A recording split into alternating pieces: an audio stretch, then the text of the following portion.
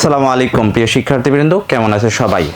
তোমাদের সাথে বানান পর্বের ধারাবাহিকতায় আজকেও নিয়ে এসেছি পর্ব নাম্বার 3।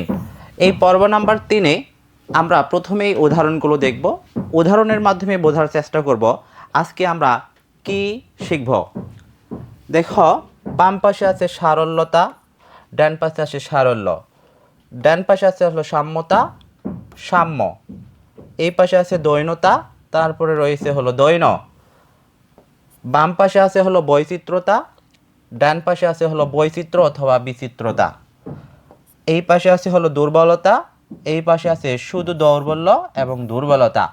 তাহলে ভর্তি পরীক্ষায় প্রায়শই আমরা দেখতে পাই এই শব্দগুলো দেওয়া থাকে, দিয়ে বলে নিচের কোন বানানটি শুদ্ধ।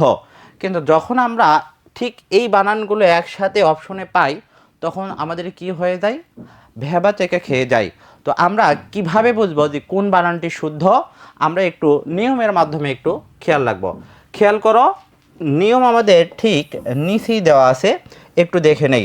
বলা হয়েছে যে শব্দের শেষে তা অথবা ত। তাহলে কোথায়?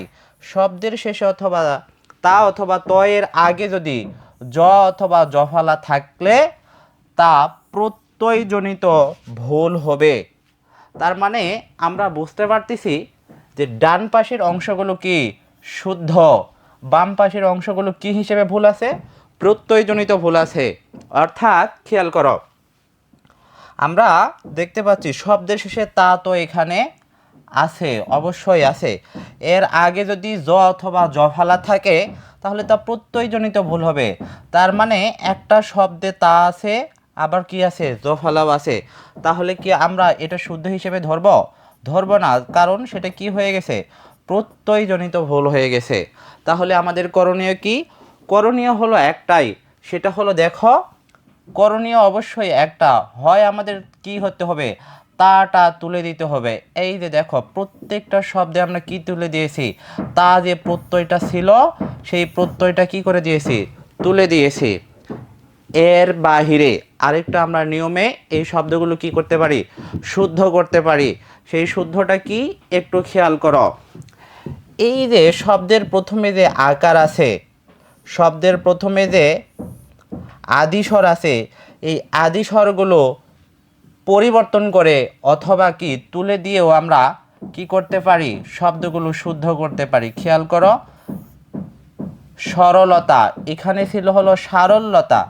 তার মানে আমরা আদিস্বরগুলো তুলে দিয়ে তা যুক্ত রেখেও আমরা প্রত্যয়জনিত ভুল কি করতে পারি? শুদ্ধ করতে পারি। খেয়াল করো, আমরা যদি বলি, খেয়াল করে একটু উদাহরণ লিখি। আমি লিখলাম মাধুর্য, তারপরে লিখলাম হলো মাধুর্যতা। খেয়াল করো, এই বানানটা কি আমরা কখনো শুদ্ধ হিসেবে ধরতে পারবো না। তার কারণ কি, এখানে তা আছে, আবার জফলা আছে, অর্থাৎ প্রত্যয়জনিত ভুল আছে। আর প্রত্যয়জনিত ভুল দূর করার জন্য আমরা কি করতে পারি?